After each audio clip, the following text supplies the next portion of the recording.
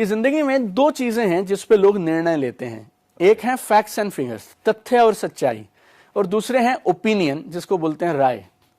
राय दी जाती है घर पे सोफे पे बैठ के टीवी के सामने कुरकुरे पॉपकॉर्न खाते हुए। लोग बोलते हैं सचिन को ये बॉल ऐसे नहीं खेलनी चाहिए थी, मोदी जी को ये काम नहीं करना चाहिए था, वैसे विराट कोहली अगर ये ना करता तो बहुत अच्छा खेल लेता, राइट। उन्होंने जिंदगी में कभी बल्ला पकड़ा या नहीं पकड़ा मुझे नहीं मालूम, लेकिन राय दे दी।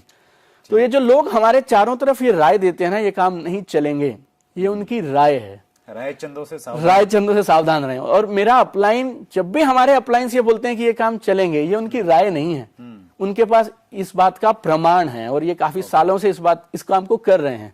और जब ये लोग राय के और राय चंदों और सलाहकारों के हिसाब से निर्णय लेते हैं, वहां पे गलती हो जाती है सर। तो अगर सही सलाहकारों को चुने और तथ्यों और सच्चाई के हिसाब से डिसीजन लें, मेरी समझ के हिसाब से ये बिजनेस से अच्छा बिजनेस दुनिया में है नहीं, और आप कभी बिजनेस से बाहर नहीं जाएंगे। आपकी बात से ये निकल के आ रहा है कि अगर कुछ यंगस्टर्स हैं जिन्होंने पढ़ाई के साथ इसे शुरू किया है, या उन्होंने पढ़ाई छोड़ के इसके विजन के साथ इसको शुरू कर दिया है, तो उन्होंने कोई गलत निर्णय नहीं लिया है। बिल्कुल। और उनके अड़ोसी पड़ोसी और रायचंद मना कर रहे हैं तो बिल्कुल घबराने की जरूरत नहीं है। बिल्कुल घबराने की बात नहीं। चलते रहेंगे तो यहाँ पे सक्सेस हो जाएंगे। वो यहाँ पे सक्सेस होंगे और उसके अलावा जिंदगी में करियर में भी सक्सेस होंगे। क्योंकि आपने ये बात छेड़ दी तो मैं आपको दो महान लोगों का रेफरेंस देना चाहूंगा इसी बात पे। एक है अपने डोनाल्ड ट्रंप साहब, जो अमेरिका के करंट प्रेसिडेंट हैं। दूसरे रॉबर्ट टी कियोसाकी साहब, जो एक बहुत बड़े जाने माने इन्वेस्टर्स हैं, ऑथर हैं, एजुकेटर हैं, और इन दोनों ने किताब लिखी है मिडास टच। आप मिडास टच में अगर पढ़ें तो रॉबर्ट टी कियोसाकी और डोनाल्ड ट्रंप ये बोलते हैं कि जिंदगी में हर इंसान को कुछ साल नेटवर्क मार्केटिंग जरूर करनी चाहिए। चाहे आप स्टूडेंट हैं, आप हाउसवाइफ हैं, आप जॉब करते हैं या अपना बिजनेस करते हैं, 2 से 3 साल की ये नेटवर्क मार्केटिंग करना, ये तजुर्बा आपको एक बेहतर और कमाल का इंसान बना देगा। बहुत अच्छी बात आपने कही दीपक जी। हम लोग जब अमेरिका की बातचीत करते हैं, चूंकि इंडस्ट्री वहां से शुरू हुई जी, हम देखते हैं विल क्लिंटन के बहुत सारे वीडियोस हैं जिसमें वो अपने नागरिकों को ये कह रहे हैं कि आप डायरेक्ट सेलिंग इंडस्ट्री में आइए। डोनाल्ड ट्रंप साहब की बात आपने की जी। तो क्या कभी ऐसा होगा हमारे देश के प्रधानमंत्री बोलेंगे लोगों को कि भाई अगर आपने भारत को सोने की चिड़िया बनाना है, हमें महाशक्तिशाली बनना है, स्पेशली आर्थिक जगत में, बिल्कुल तो डायरेक्ट सेलिंग में आना चाहिए? आपको लगता है ऐसा दिन आएगा? ऐसा दिन आएगा और बहुत जल्दी आएगा। इसके प्रमाण ऑलरेडी हमें देखने को मिल रहे हैं। अगर आप फिक्की की वेबसाइट पे जाएं और उनकी रिपोर्ट्स हैं कुछ, अगर आप उन रिपोर्ट्स को स्टडी करें तो उसमें एक रिपोर्ट है डायरेक्ट 2017, या डायरेक्ट 2017 या 16, इन दोनों में से एक रिपोर्ट है जिसमें वो ये बोलते हैं, उस रिपोर्ट का टाइटल ही अपने आप में बहुत प्रेरणा देने वाला है। वो बोलते हैं contribution of direct selling in building India. और वो रिपोर्ट करीब 45 पेज की रिपोर्ट है, और फिक्की अपने आप में करीब 90 साल से पुरानी संस्था है।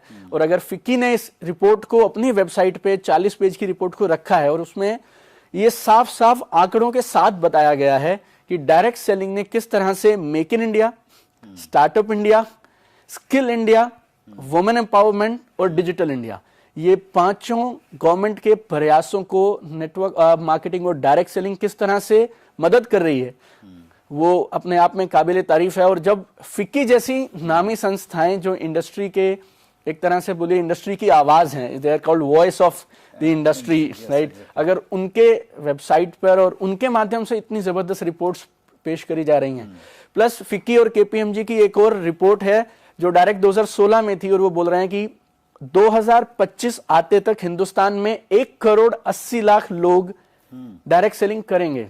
अच्छा, तो 2025 में अगर इतने बड़े अनुमान लगाए जा रहे हैं कि 1,80,00,000 भारतीय ये बिजनेस करेंगे, तो ये तो बात आप मानिए कुछ दिनों में हमें रोज हमारे नेता और हमारे देश के जो लीडर्स हैं वो ये बात बोलते मिलेंगे कि भारत को सोने की चिड़िया बनाने में डायरेक्ट सेलिंग सबसे अहम और महत्वपूर्ण भूमिका जरूर निभाएगी। बहुत खूब दीपक जी। फिक्की से मैं बहुत क्लोजली जुड़ा हूं। फिक्की ने एक बॉडी बनाई है, फिक्की डायरेक्ट सेलिंग फोर्स।